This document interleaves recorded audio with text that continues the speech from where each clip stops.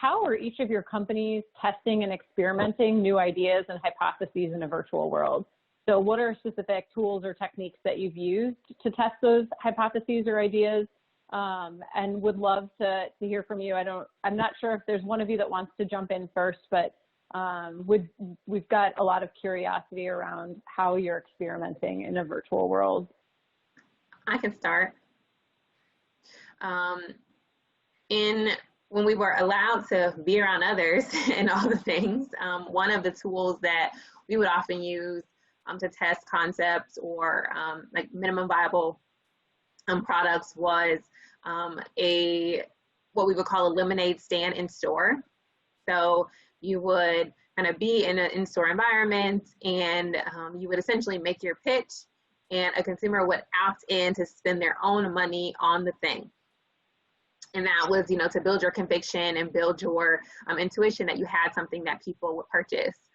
When you're in this new virtual environment, we've leveraged a couple different tools. So one, we have built more e-commerce platforms using things like Shopify, which are super easy to set up to allow people to, quote unquote, buy those MVPs online. And in place of us having been in store. And sometimes it's not even an MVP. We can put an ad out into the marketplace. Somebody can click on if they want to buy it or not. And then it might give them a message to say like, hey, sorry that this isn't actually available. Are you interested in learning more, right? So that's been one way. We've also been a lot more diligent about understanding, do we need a physical widget at this point, or do we just need to get learning on a concept? Like, what exactly are you learning at this stage?